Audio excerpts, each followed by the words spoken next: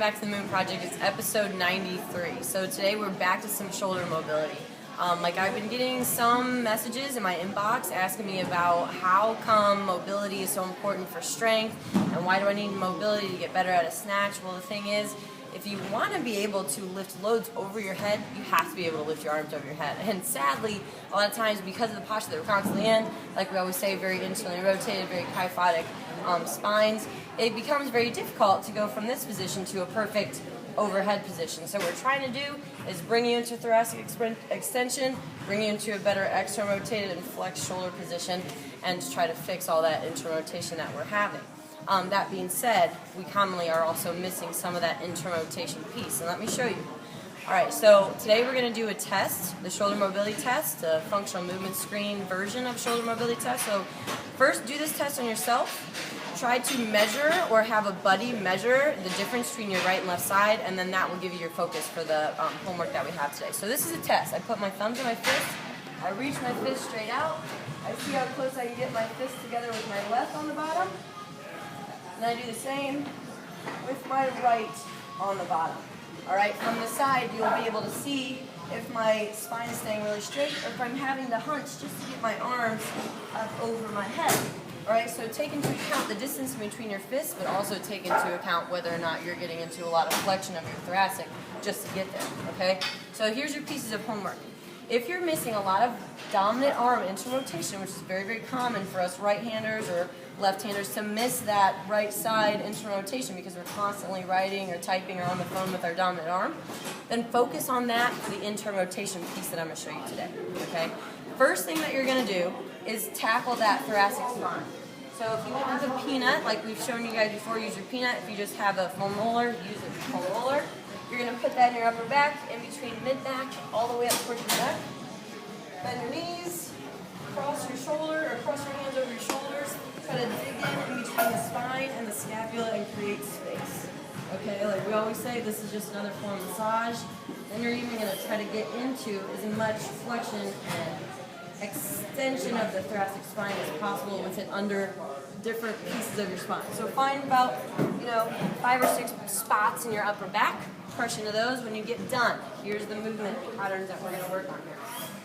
So we're going to do internal rotation, external rotation pieces.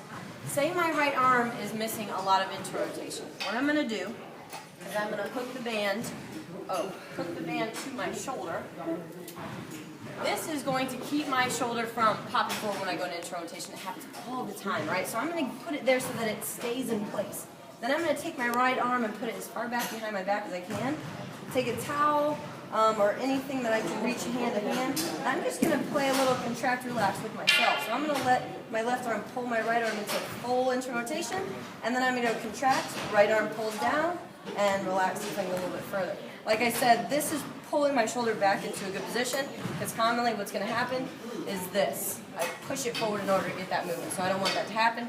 Get the band and make sure that it's in good position when you do that. So that's internal rotation. Say my left sucks at external rotation and sucks at hitting overhead. So what I'm going to do is with that same band is maybe take it a little bit higher, get my firm grip, and then bring my arm up, tighten up my midsection, brace, breathe, and drive forward. As I contract, I press my arm to the ceiling, 1, 2, and relax, and drive forward, all right? Play with that on both arms, okay? Try to find out if your shoulder mobility test is a little bit better, all right? And a movement that you can do, so this is a little bit of extra Grey Cook here that we're gonna add on to these little Kelly Stretch techniques, is if my right arm sucks at interrotation, I'm gonna go back to my 4 quadrant movements.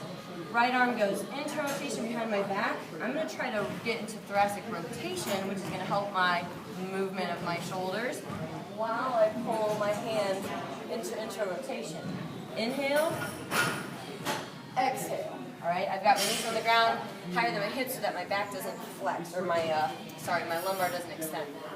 If my left arm is the one that sucks at external rotation, it'll be the one that comes up above my head, and I'll do the movement a little bit differently. All right, and then I can play in all 4 quadrants. Quadrant 1, quadrant 2, 3, and 4.